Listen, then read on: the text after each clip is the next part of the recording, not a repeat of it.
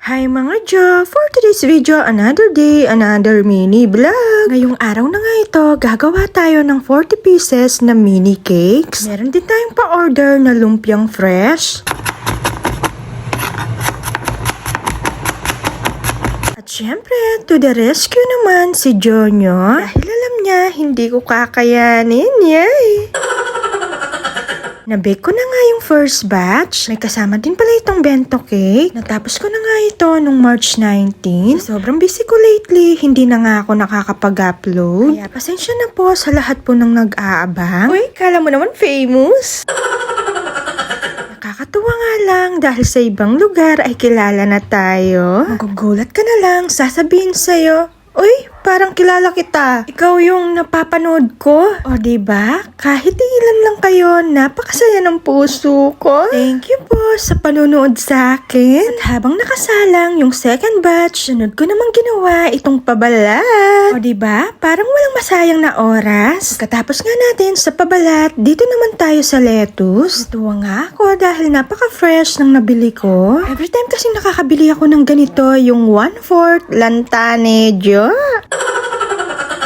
At pagkatapos ko nga napalamig, binalutan ko na muna. Pagkatapos ko nga balutin, dito naman tayo sa may sauce ng lumpiang fresh. Sinabihan nga ako ni client kung pwede, dagdagan ko daw. Sino ba naman ako para tumanggi? Hindi ko na nga naipakita yung pagbabalot ko. Nalobat na nga yung siping gamit ko. Para sa mga nagtatanong kung bakit hindi ko naka-plastic gloves, ko pumigaga na ka, malinis siya pinggamat ko. Dahil kada galaw ko nga, naguhugas nga ako ng kamay. Ayaw ko kasi malagkit yung kamay ko. Kaya sinasigurado ko po sa inyo na malinis yung kamay ko. Ay. At syempre, thank you Ate Yen sa pag-order po sa akin. At belated happy birthday po. At pagkatapos ko nga sa lumpiang fresh, balik naman tayo sa mga mini cakes. Akala ko nga dahil maniliit yung mga gagawin natin ay mabilisan lang tayo. Diyos ko, may kamali ko pala, Jo.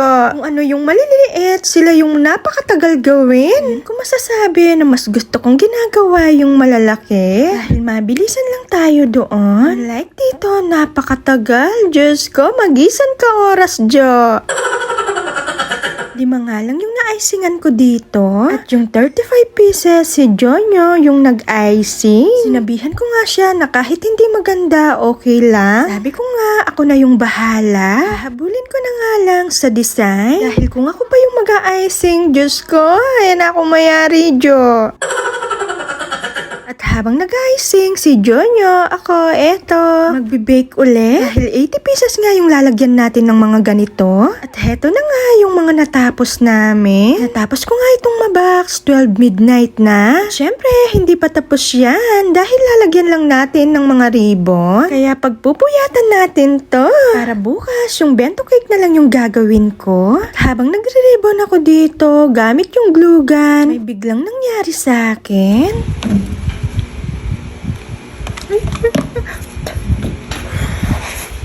Ay. Aray, sakit. O diba, last na nga lang yung box na gagawin ko na yan, napasok pa ako. Grabe, sobrang sakit nga yung naramdaman ko dyan, kaya naiyak ako. Kaya yung paghihirap ko dyan, ako lang yung nakakaalam at si Lord. Pero nagpatuloy pa rin ako dahil kailangan kong matapos to. Pagkatapos ko nang naribon lahat, ay nilagay ko na nga sa may ref. Siyempre, pinagkasya natin yan. Pagkagising ko nga ng 5 a.m., sunod ko na nga ginawa itong bento cake. Pero mas malaki ito sa bento cake. O diba? Natulog ng 1:30 a.m. at gumising ng 5 a.m. Yay! At heto na nga yung final look. Kandahan nga ako sa gawa ko na to. Sa inyo, Jo, okay na ba? At syempre, mamaya ko na nga ilalagay yung happy christening. Naglagay na rin ako sa itaas ng mga edible pearl. At heto na nga yung mga nagawa natin. Sa part 2 ko na lang i-upload yung christening ni Kiona, baby. And that's it. Thank you for watching. Bye!